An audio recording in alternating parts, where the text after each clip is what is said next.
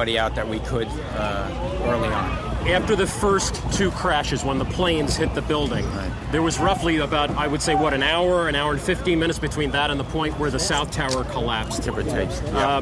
How many people you were able to get out? Do you have any idea? We don't know. We tried to do a floor-by-floor search. New York City Police, the Fire Department, Port Authority Police, best they could, tried to get everybody out. But as you know, there were people still coming out after that building came down. Do you have any idea how many people would normally be in the building at 8:30 or north? This is the director of the World Trade Center. There are probably 10,000 people in each tower. 10,000 people in each tower would typically be in there on a normal business day. And we get about another 5,000 visitors during the course of the entire day. Mm-hmm. So by 8:30, 9 o'clock, the building should have been full. Okay, so in other words, by 8:30 to 9, you figure the building would have been approaching full capacity with the workers. So we are talking about roughly 10,000 people. Per tower. Per tower. Now, at this point, obviously, you've got a situation, these towers having collapsed, that is bordering on chaotic. What's the first challenge? What are you doing at this moment? I've seen emergency workers try to go in there after the first couple crashes and come running back out. What are you trying to do now? I guess the next step is between the chief and myself and my staff. We're going to go assess the condition and determine whether it's safe or not to send personnel into the building to continue looking and evacuating people. Are there any emergency workers in there now? We don't know that. We don't know.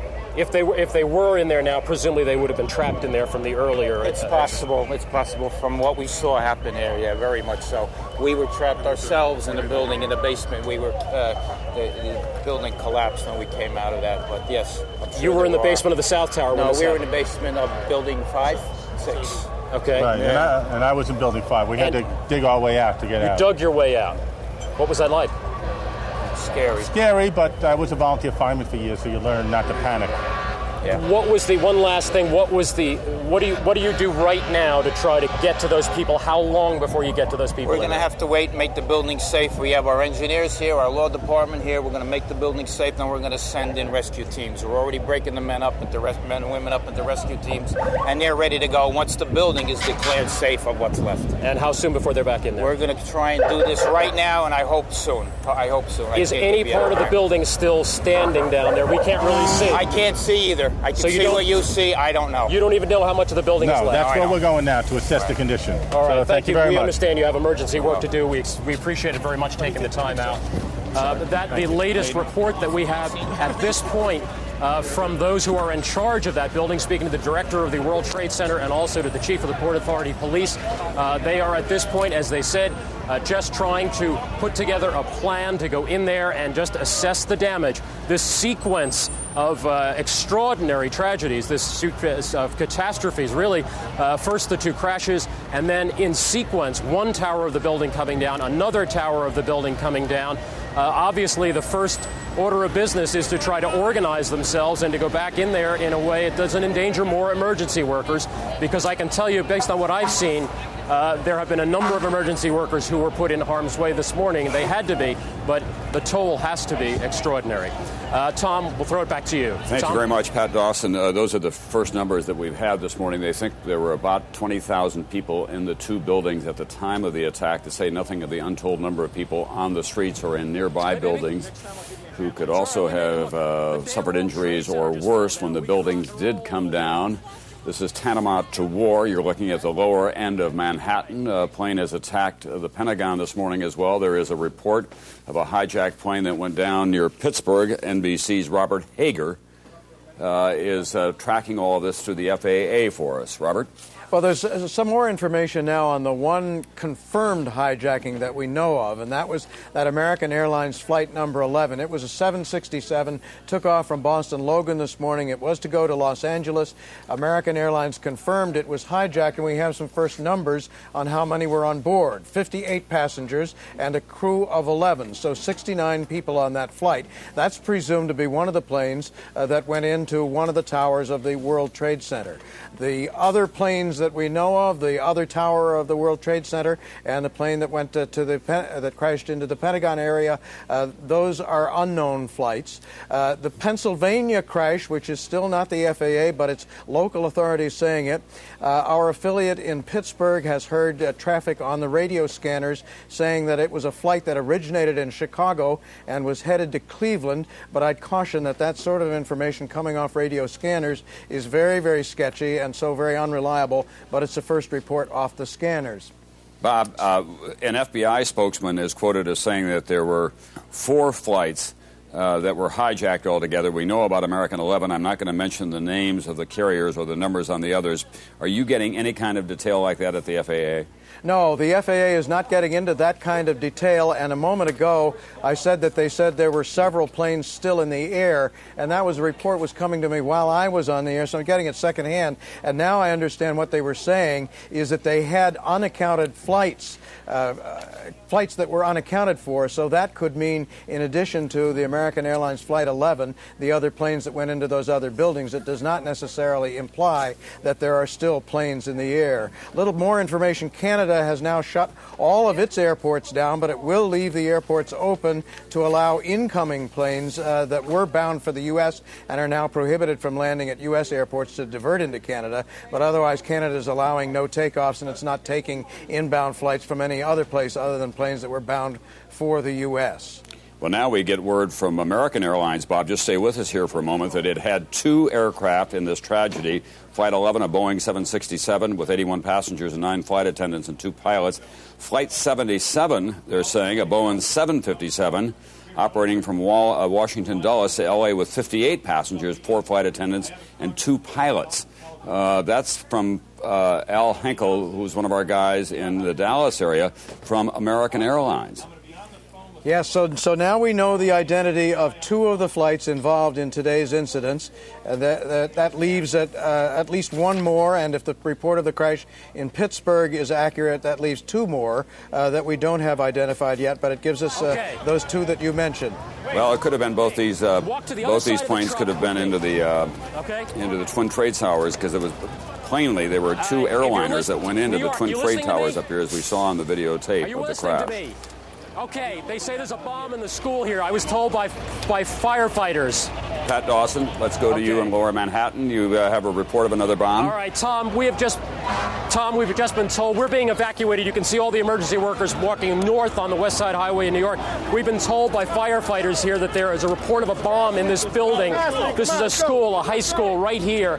And as you can see, they're moving everybody away from this building. They've said that there's a bomb in the building. They are evacuating us north now. That is according to firefighters on the scene, and we're going to move out of here right now just to keep ourselves safe. So we're going to start walking north ourselves. But that's what we're being told by New York City firefighters here, that there were reports of a bomb in that high school right there. It's called Stuyvesant High School. And so we are walking north to get out of the way. You can see just to my left here, these are even the ambulances which were down there are being moved north. The firefighters are being moved north. Everybody is being moved north. We're being asked by the police now to go north and get out of the way. Officer, do you have any idea of what the problem is? There's a report of a secondary device possibly in the area of this school, so they're going to move everybody back as a precaution. Secondary device meaning a bomb? Possibly. Okay, and where did that report come from? Was it called in? It came in over our radios, and it's reported through our supervisors on down, so we're pulling everybody back. And that's in the Stuyvesant High School right there? Yes. Okay, thank you very much, Officer McQuaid. Pat, that's Officer McQuaid of New York City Emergency Service. Pat, that school has been evacuated? Yeah, well, I don't think there was anyone in the school, Katie, this morning. At this point, I think everybody had been evacuated from here probably when the first events took place early this morning, just because of the fact that it's so close to the World Trade Center. Most of these buildings around here have been evacuated, so I would imagine, I never saw any kids going into that school this morning, so I'm going to presume that they never even allowed them to get to school this morning, and that anywhere that were here at 8:45 were probably moved out almost within moments after this the crash took place, because it literally is only about 10 blocks north of here. and I haven't seen any students coming in or out. All right, Pat Dawson, thank you very much. The big story, obviously, that is still to be resolved is how many planes were hijacked. We now have a report that there could have been as many as 4 of them. We know that 2 planes were involved here at the Twin Trade Towers. There's a report of a plane down north of Pittsburgh. Another kind of plane went into the Pentagon, but there could still be planes in the air that are under the control of hijackers. We don't know for sure what flights they are or where they're headed. There are some unconfirmed reports of them. We can only tell you that American 11 and American 77 have been identified by American Airlines as 2 of the planes that were involved in the incidents today. And the hijackings are scattered somewhat around a fairly wide area, and we just have to remember that 2 of these planes did arrive at the World Trade Center within 18 or 20 minutes of each other, just to, again, point out the coordination of this attack. We're going to go down to NBC's Tim Russert, who is standing by with more information. Tim? Tim? Apparently, Tim can't hear us. All right, obviously, people are scrambling to get as much information. I think we do now Tim, have do you Tim's hear us? audio. Tim? I can hear you now. Can you hear me? Yeah, Yes. please give us your information. I've been just speaking to the chairman of the House Intelligence Committee, Porter Goss, and we're trying to get him on the telephone here and continue our conversation on the air. He told me that he was on the phone with House Speaker Hastert about the situation when a code red was declared on the Hill, that the Speaker has moved to a secure place because he is in the line of command of our national leadership. Congressman Porter Goss, the chairman of the Intelligence Committee, also said that this extremely well-coordinated attack could only be done by a very few people, very few organizations, and that because of the magnitude of it, it will be relatively easy to, quote, see their fingerprints. And then we as a nation are going to have to make a very decisive retaliation as soon as we are able to identify exactly who this was. Mr. Goss said he's obviously never seen anything quite like this. As it plays out, perhaps more to come. And he will be joining us shortly on the telephone here so we all can hear his words directly. He will be brief throughout the day because of his position. He has access to the nation's utmost secrets.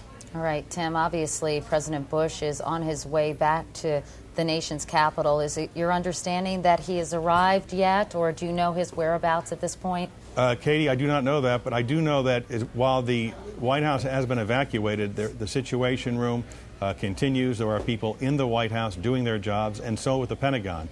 In the nerve centers of both of those facilities, our highest-ranking officials are obviously monitoring this situation, making a determination as just how widespread this attack may be, and trying very, very hard to get a handle on exactly who did it and just how we respond. Tim, we have secure areas, obviously, for the president in case of a nuclear attack in the past in the mountains of Virginia, not too far from Washington by helicopter ride. Any indication that the president may have to go to one of those facilities? We have not yet heard that, Tom. I asked that question, and the response was we're not going there, meaning responding to my question, not necessarily traveling there.